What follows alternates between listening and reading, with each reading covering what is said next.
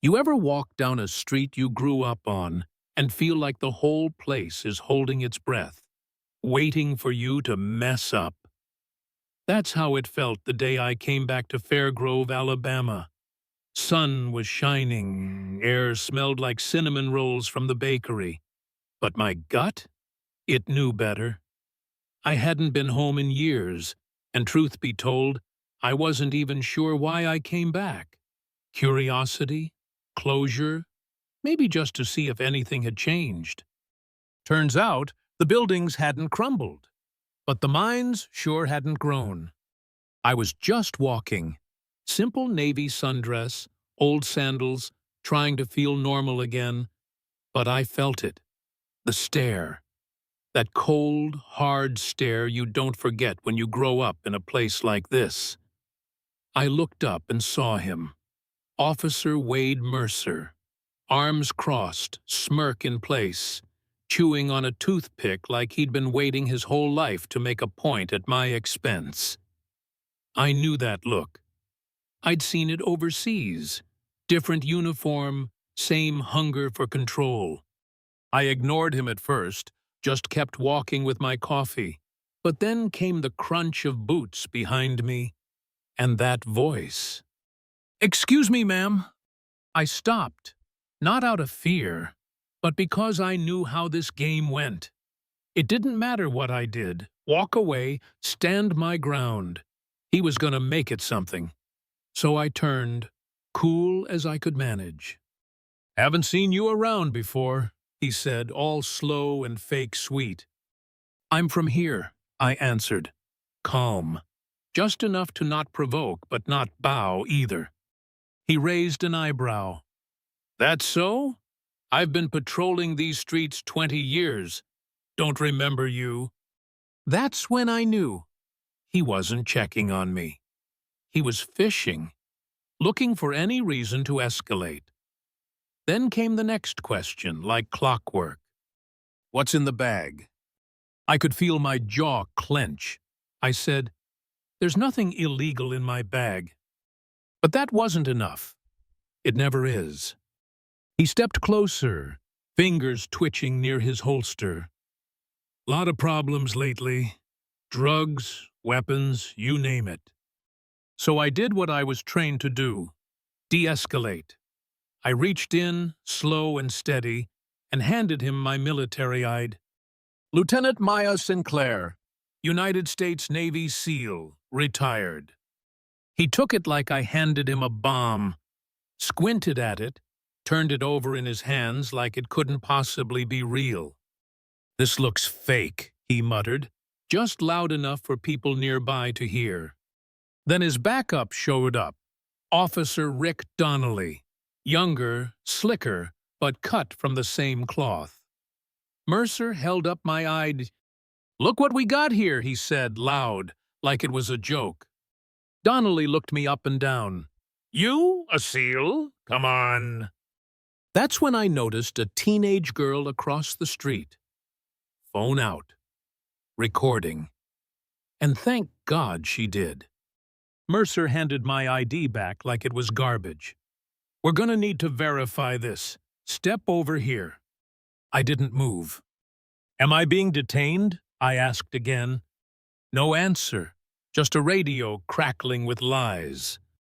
"Possible armed suspect, requesting backup." My heart beat faster, not from fear but from anger, from knowing how fast this could spiral, so I raised my voice just enough. "My name is Lieutenant Maya Sinclair. I am unarmed. I have valid identification. I have done nothing wrong." Didn't matter. Mercer grabbed my wrist, slammed me against the wall. Cold steel on my skin. Donnelly clicked the second cuff into place. And still I didn't flinch. "Is this how y'all treat veterans now? In front of your own community?" Mercer leaned in, voice like venom. "That badge don't mean a damn thing here." Then came the moment I'll never forget. A voice. Low, firm, cut through the chaos like a blade. "That's enough." I turned my head just enough to see him. Commander David Lane, my old training officer, tall, calm, in plain clothes, no sirens, no drama, just presence. "What's going on here?" he asked. "Suspect was resisting," Mercer spat, but his voice shook. Lane didn't even blink. "She's not resisting. I trained with her. She's the real deal. Let her go." And just like that, click. The cuffs were off. The crowd cheered. Phones went higher. And I looked Mercer in the eyes and asked one thing. "You sure you want to do this?" He said nothing, just swallowed hard and looked away. That should have been the end. But you know it never is. Hours later, a clipped video hit the internet. 15 seconds. No sound. Just me shifting as Mercer stumbled. Headlines: Ex-SEAL assaults officer. Military training gone wrong. They tried to bury me with a lie, but I came prepared. I released the full footage. Every second. From the moment he first approached, to when I was cuffed, to when Lane stepped in.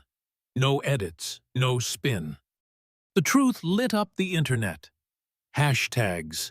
Support from veterans, activists, people I'd never met. The department went silent, then fired both officers. Internal Affairs started digging. But the real shift? It wasn't just about me anymore. Other folks started speaking out. About Mercer, about Donnelly, about this whole tired game. You know, I didn't raise a fist, didn't yell. I just stood. And sometimes that's louder than anything. So now I'll ask you, have you ever seen something like this? Have you been through it? Someone judging you before you even said a word? Drop a comment. Tell your story. Let's make sure this kind of thing doesn't keep happening in the dark. And if this story hit something in you, if it made you angry or proud or just more awake, then like it, share it, and subscribe. Because we've got more truth to tell. And believe me, this ain't over, not by a long shot.